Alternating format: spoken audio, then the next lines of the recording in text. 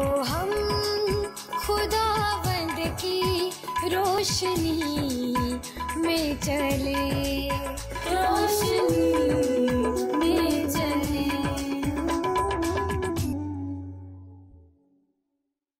مسیح یسوع کے عظیم بابرکت نام میں آپ سب کی سلامتی ہو۔ میں آپ کی ہوسٹ فریہ خان مسیح ایک بار پھر آپ کو خوش آمدید کہتی ہوں پروگرام کلام کی روشنی میں، اور میں اپنے تمام ناظرین کو خوش آمدید کہتی ہوں اس پروگرام میں۔ ہمیشہ کی طرح ہمارے آج کا موضوع بھی انتہائی دلچسپ ہے۔ آج ہم سیکھیں گے وائس کی کتاب کے 4 اور 5 باب میں سے، اور آج بھی زبردست اسپیکر ہمارے ساتھ موجود ہیں، پادری عزیز انور۔ سر، میں آپ کو ویلکم کرتی ہوں اس پروگرام میں۔ تھینک یو سو مچ کہ آپ آئے۔ بہت شکریہ بیٹا، آپ نے مجھے دعوت دی۔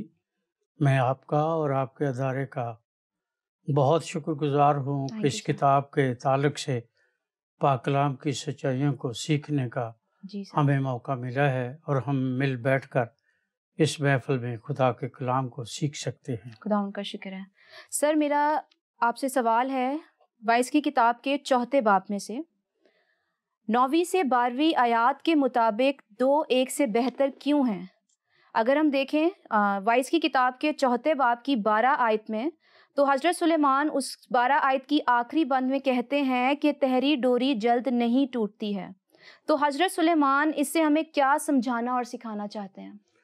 بہت خوبصورت بات پوچھی آپ نے، یا اس بہت خوبصورت سوال کیا آپ نے۔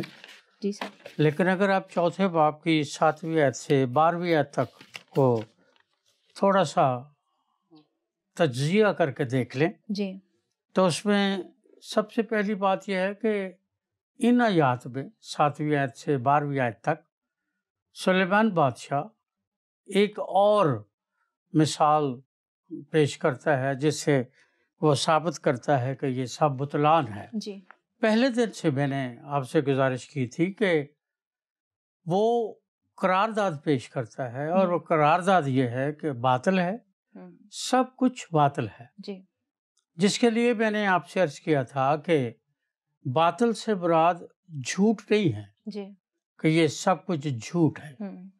جب سلیمان بن داؤد اس کتاب میں باطل کا لفظ استعمال کرتا ہے اور کہتا ہے کہ سب کچھ باطل ہے، تو اس کا مطلب یہ ہے کہ یہ سب کچھ جو کچھ بھی ہے، جس کا وہ بعد میں 12ویں باب تک اس کا ذکر کرتا ہے، وہ کہتا ہے کہ ان کا وجود تو ہے، جی، پر اس وجود کو استحکام نہیں ہے، وہ ناپائیدار ہے، جی، اور اس ناپائیدار وجود کو وہ باطل کا نام دیتا ہے۔ جی، یہاں بھی 4 باب میں 7ویں آیت سے 12ویں آیت تک جب ہم مطالعہ کرتے ہیں تو وہ ایک اور ایسی مثال کو پیش کرتا ہے جس سے وہ یہ ثابت کرنا چاہتا ہے کہ اس کو بھی استحکام نہیں ہے۔ جی، مثلاً وہ کہتا ہے کہ جس کے پاس ہے ہاں جی، وہ اس پر قناعت نہیں کرتا، جی، وہ اس پر صابر اور شاکر نہیں ہے، ہاں جی،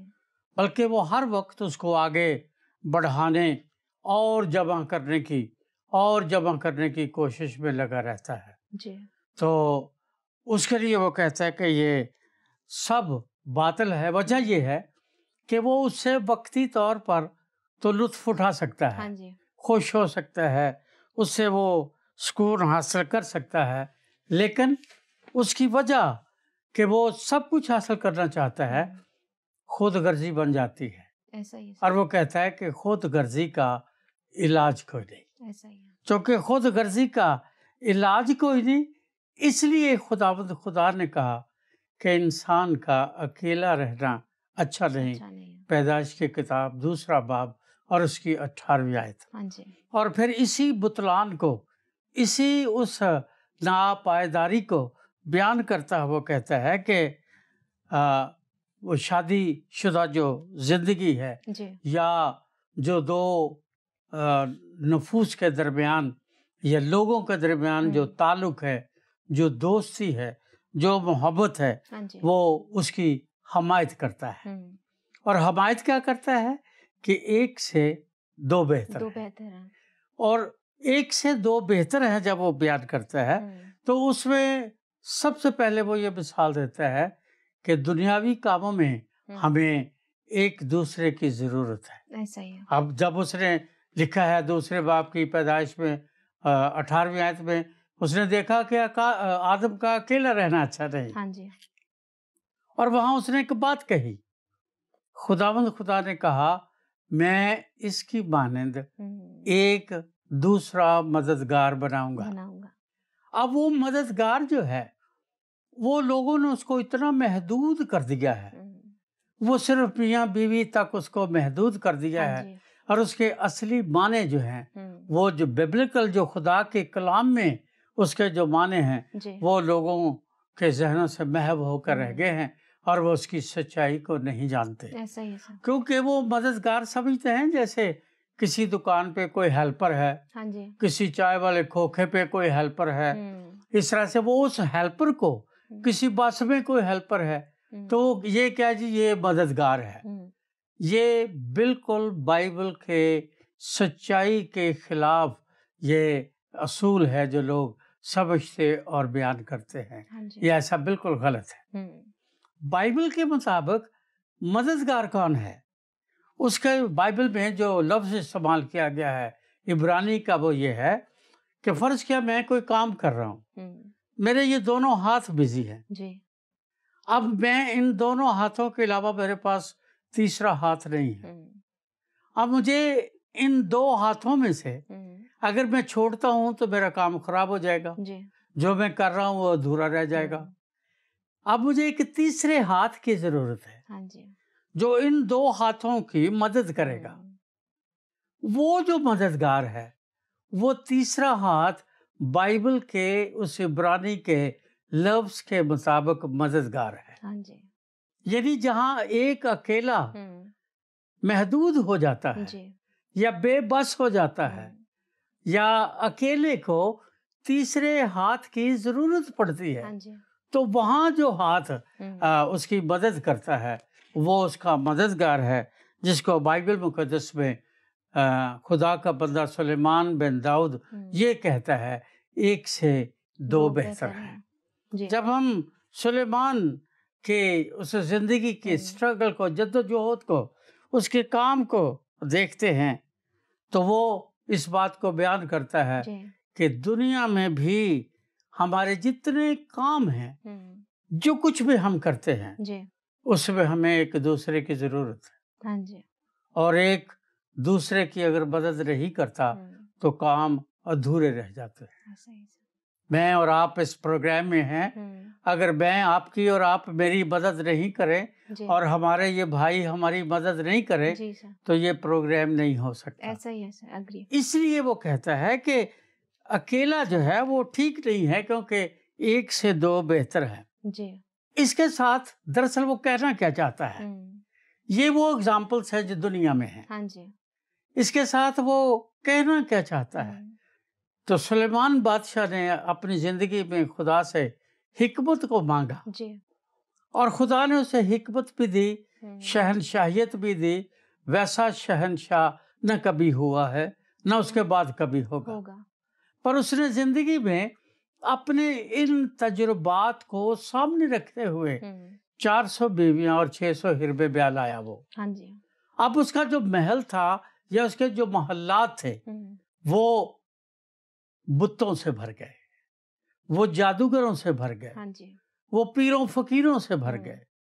اس کے بیڈ روم سے لے کر، اس کی خوابگاہ سے لے کر ہیکل تک بت ہی بت جب نصب ہو گئے پھر اس نے سیکھا کہ ایک سے دو بہتر ہے.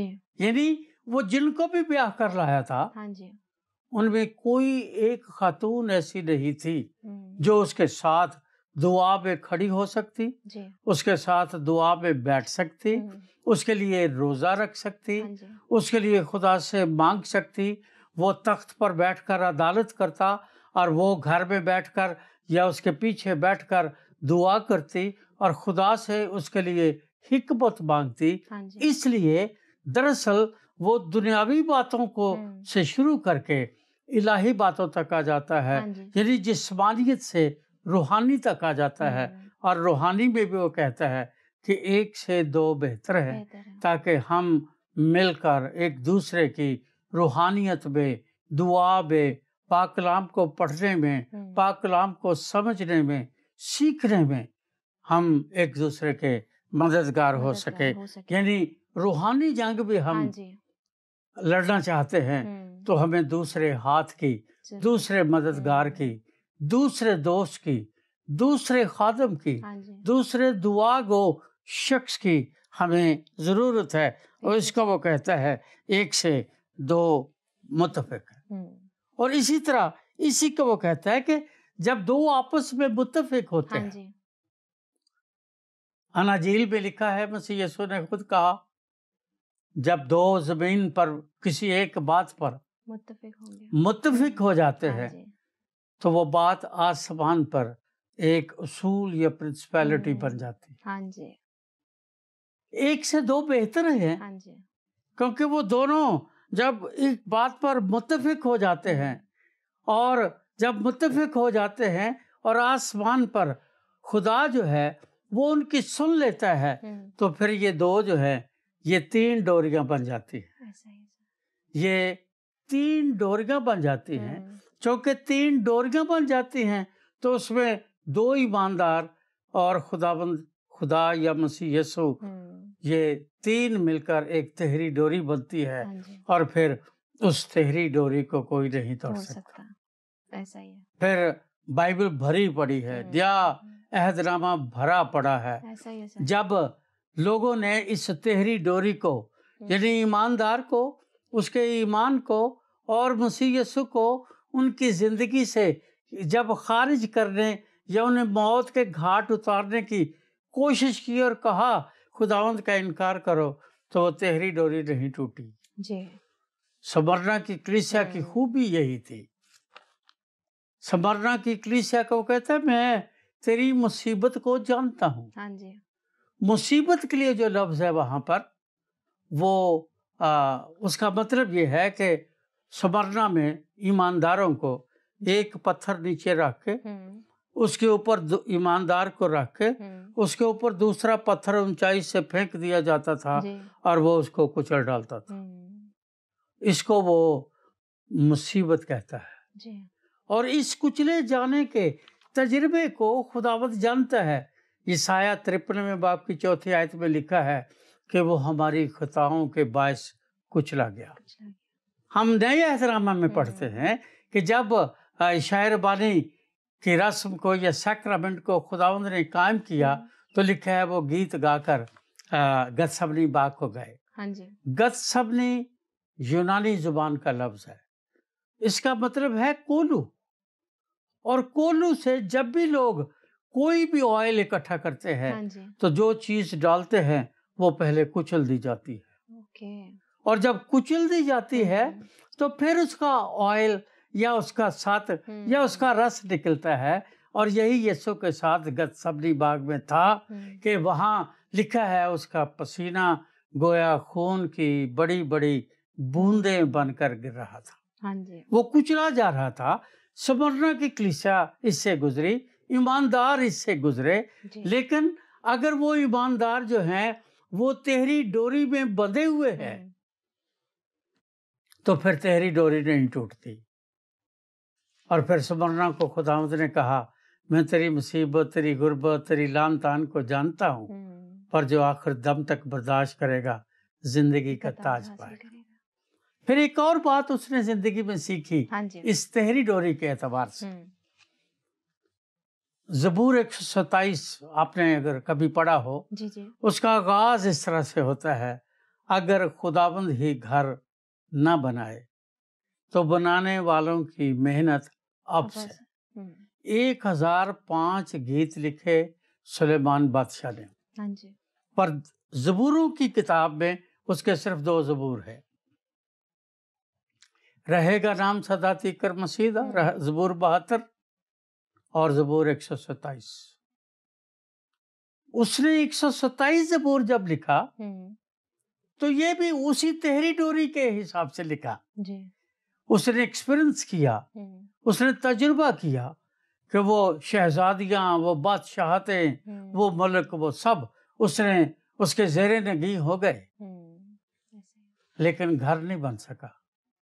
مکان تو بن گئے، جی محل کھڑے ہو گئے، مکان خوبصورت ہو گئے، تو یاد رکھنا بیٹا کہ انسان مکان بنا سکتا ہے، گھر نہیں بنا سکتا۔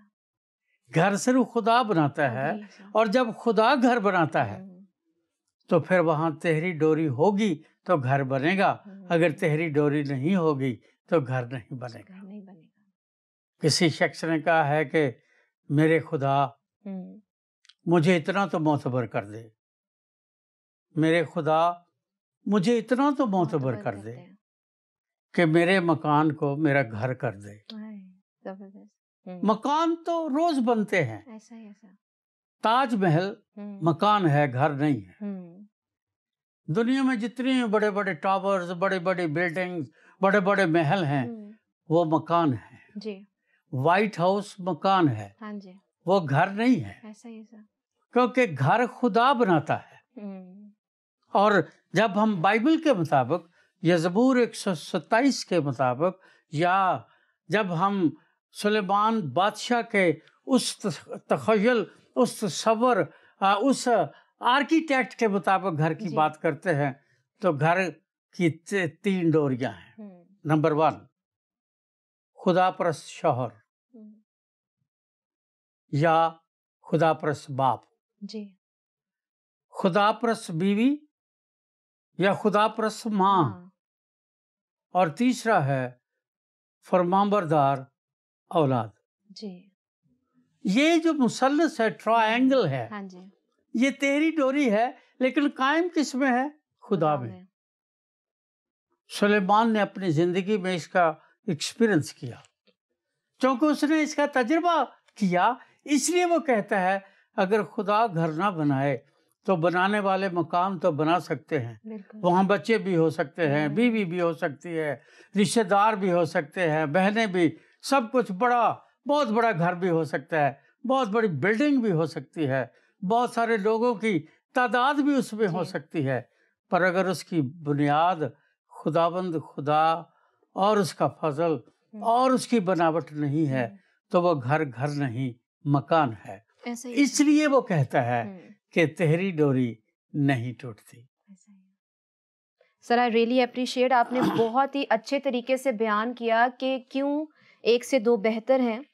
اور میرا اگلا سوال آپ سے وائز کی کتاب کے 5ویں باب میں سے ہے۔ حضرت سلیمان نے ہمیں 5ویں باب کی پہلی 3 آیات میں خدا کے گھر میں اپنے آپ کو چلنے کی ترکیب کیسے دی؟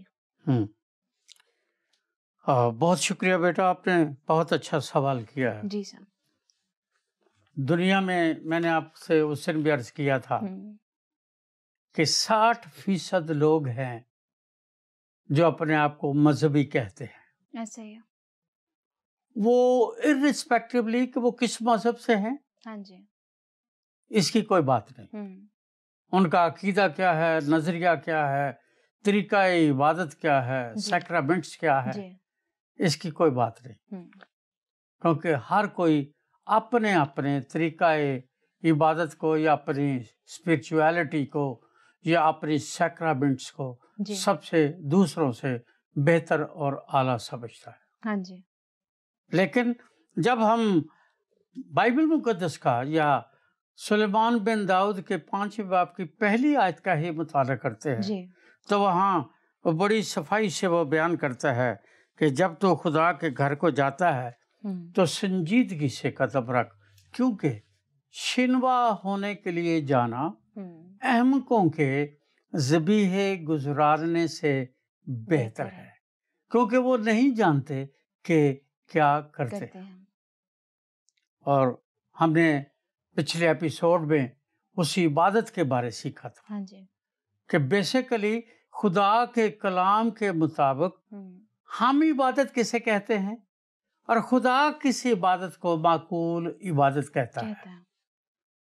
ہم بجائے سے یہ جانیں کہ معقول عبادت کیا ہے یا نامعقول عبادت کیا ہے، جو ہم نے روایات میں بچپن سے اپنی ٹریڈیشنز میں سیکھا ہے، ہم اس پر کاربند ہیں اور اس سے ہم سرمو بھی ہم ادھر ادھر اس کو تبدیل کرنے کا نہ کبھی سوچتے ہیں نہ کبھی ہم نے سوچا ہے۔ ایسا ہی سر۔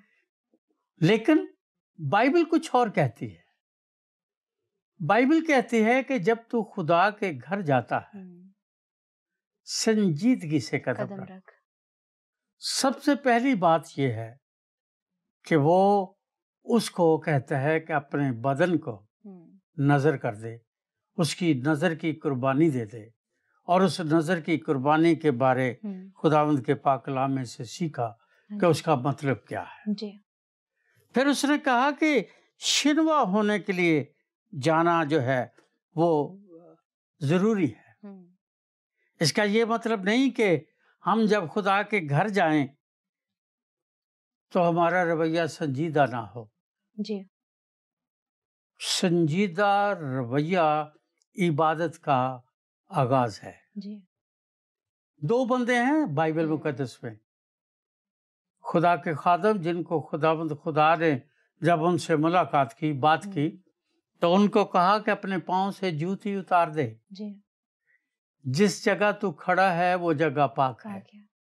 ایک خدا کا بندہ بزرگ موسیٰ اور ایک بزرگ یشوع، دونوں کو خدا نے کہا، باقی آپ پوری بائبل کو پڑھ کر دیکھ لیں، کسی تیسرے شخص کو خدا نے نہیں کہا۔ اس کا سبب کیا تھا؟ سبب یہ تھا کہ جب وہ بیابان کا سفر کر رہے تھے اور خدا نے موسیٰ سے کہا کہ تو خیمہ اجتماع بنا، اس وقت ابھی توریت یا شریعت نازل نہیں ہوئی تھی۔ اس وقت ضمیر کی شریعت کے ساتھ خدا اپنے بندوں سے یا موسیٰ سے بات کرتا تھا، اور خداوند خدا نے خیمہ اجتماع کا نقشہ دیا۔ خداوند خدا آرکیٹیکٹ کی طرح ایک ایک چیز اس کی گھنٹیاں تک بتاتا ہے، اس کے پردے تک بتاتا ہے، عبادت کا طریقہ بتاتا ہے، قربانی کا طریقہ بتاتا ہے، اس کو اندر داخل ہونے کا طریقہ بتاتا ہے۔ اب چونکہ موسیٰ اور یشوع اور ہارون اس سارے کام میں تہری ڈوری کے طور پر شامل تھے، اس لیے ان کو معلوم تھا کہ جب خدا کے گھر میں داخل ہونا ہے تو جوتی اتار کے جانا ہے۔ یہ پہلا قدم ہے سنجیدگی کا۔ آج ہمارے پلپٹ سے اناؤنسمنٹ ہوتی ہے، پادری صاحبان اناؤنسمنٹ کرتے ہیں، اپنی جوتیاں باہر اتاریں، اپنی آنکھیں بند کریں، ہم دعا کریں گے۔ بیٹیاں بہنیں سر پہ دوپٹہ لے لیں، ہم دعا کریں گے۔ یعنی 2000 سال کی مسیحت ہندوستان پاکستان میں 2000 سال سے مسیحت موجود ہے، اور 2000 سال میں ہماری قوم، ہماری کلیسیا یہ سیکھ نہیں پائی کہ عبادت کہاں اور کیسے اور کس سنجیدگی سے کرنی چاہیے۔ بالکل سر، ایسا ہی ہے۔ پادری صاحبان کو، خادموں کو اناؤنسمنٹ کرنی پڑتی، ایسا ہی ہے سر۔ ایون دین، اس کے باوجود، اناؤنسمنٹ کے باوجود کتنے لوگ ہیں جو سنجیدگی سے دعا کرتے ہیں۔ آپ نے اکثر دیکھا ہوگا، اب خدا کا خادم جو ہے وہ دعا اربانی اور برکت کے کلمات سے ختم کریں گے، ہمیں رخصت کریں گے۔ خدا کا خادم دعا اربانی پڑھتا ہے، لوگ چیزیں سمیٹتے ہیں، اور بہنیں بیٹیاں اپنے فیڈر، اپنے بیگز، اپنے تھیلیاں، اپنی جوتیاں، اپنے پرس سیدھا کرنا شروع کر۔ گویا دعا اربانی نہیں، ایسے ہے جیسے کسی اسکول کی گھنٹی بج گئی کہ بھی چھٹی ہو گئی، بس اب جاؤ۔ ایسا ہی سر۔ یہ سنجیدگی نہیں ہے، یہ سنجیدگی نہیں ہے، جی۔ یہ خدا کے کلام کے مطابق معقول عبادت نہیں ہے۔ جی سر۔ چونکہ معقول عبادت نہیں ہے، اس لیے وہ کہتا ہے سنجیدگی سے قدم رکھ۔ ہاں جی۔ اگر ہم ذہنی طور پر، اگر ہم دلی طور پر، اگر ہم اپنے لباس میں، خروج کے 26ویں باب میں لکھا ہے تمہارا لباس بھی میرا ہے۔ ہاں جی۔ اور جب ہم سیمنری میں تھے، یا میں جب اسٹوڈنٹ تھا سیمنری کا، تو ہمیں سکھایا جاتا تھا کہ کس طرح سے چرچ جانا ہے، کون سا کلر پہننا ہے، کون سا کلر کمبینیشن پہننا ہے، بال کیسے بنانے ہیں، جوتی کیسے پہننی ہے، اس کو پالش کر کے جانا ہے۔ ایک ایک چیز جو آج کے، ہمیں کبھی اجازت نہیں تھی کہ ہم ہاف سلیو یا اس طرح کی کوئی شرٹ پہنے. ہمیں کبھی اجازت نہیں تھی ان بہت ساری باتوں کی جو آج خاتموں کی زندگی میں ہیں، جو اس بات کو ثابت کرتے ہیں کہ وہ غیر سنجیدہ عبادت گزار ہیں.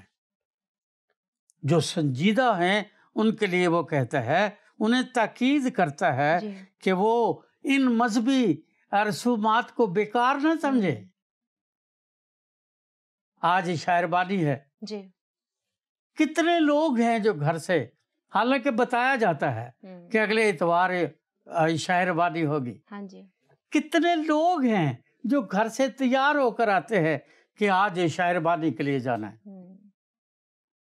کتنے بیٹے ہیں، بیٹیاں ہیں.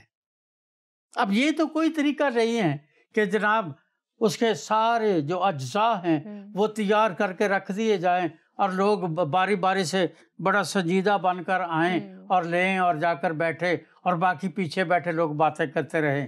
یہ کون سی عبادت ہے؟ بچوں کو لا کر آپ چرچ میں چھوڑ دیں، وہ پارک بنا کر بھاگ پھر رہے ہیں، آپ گیت گا رہے ہیں، آپ دعا کر رہے ہیں، آپ کلام سن رہے ہیں، کلام سنا رہے ہیں، لوگ پیچھے بیٹھ کر موبائل فون گودی میں رکھ کے اپنے ایسے تو اپنے میسیجز کر رہے ہیں اور میسیجز سن رہے ہیں. یہ تو نامعقول عبادت ہے، اس کو تو عبادت نہیں کہتے. اس لیے وہ کہتا ہے کہ یہ رسومات بیکار اور فضول باتیں نہیں ہیں. یہ چھوٹی چھوٹی باتیں جو ہیں ان کی اگر ہم فرمانبرداری نہیں کرتے تو ہماری قربانیاں بھی بیکار ہیں. کیونکہ شنوا ہونے کے لیے جانا احمقوں کے ذبیحے گزارنے سے بہتر ہے. اگر ہم فرمانبردار ہی نہیں ہیں، چھوٹی چھوٹی باتوں میں لکھا ہے پاک کلام میں، جو تھوڑے میں دیانتدار رہے گا اسے بڑی چیزوں کا مختار بنایا جائے گا. پاک کلام میں لکھا ہے حکم ماننا قربانی چڑھانے سے بہتر ہے. پہلا سیموئیل 15ویں باب میں واضح طور پر لکھا ہے. تو سب سے بنیادی بات یہ ہے کہ ہم اپنی عبادات پر غور کریں. ہم تہری ڈوری پر غور کریں. جب تک خاندان تہری ڈوری میں نہیں بندھیں گے تب تک جو ہو رہا ہے اس سے برا تو ہو سکتا ہے. گھروں میں نشہ ہو سکتا ہے، حرام کاری آ سکتی ہے، زنا کاری آ سکتی ہے، غیر مسیحیوں کے ساتھ بندھن ہو سکتے ہیں، غیر مسیحیوں کے ساتھ رشتے ناتے. سب سے بڑا گناہ یہ ہے کہ ہم روحیں بچا رہے ہیں. کون سی روحیں بچا رہے ہیں یا روحیں برباد کر رہے ہیں؟ اس لیے وہ کہتا ہے شنوا ہونے کے لیے جانا احمقوں کے ذبیحے گزارنے سے بہتر ہے، کیونکہ تہری ڈوری جلد نہیں ٹوٹتی. تھینک یو سو مچ سر. آپ جب آتے ہیں ہم بہت برکت پاتے ہیں اور میری ٹیم بہت برکت پاتی ہے آپ سے، اور میرا ایمان ہے کہ ناظرین نے بھی بہت برکت پائی ہوگی. پروگرام کا وقت میرے عزیزوں اب ختم ہوا جاتا ہے. آپ سے ملاقات ہوگی نیکسٹ ایپیسوڈ میں. ہمیں اپنے فیڈ بیک سے ضرور اطلاع کیجیے گا. تب تک کے لیے خدا حافظ. آؤ ہم خداوند کی روشنی میں چلے، روشنی میں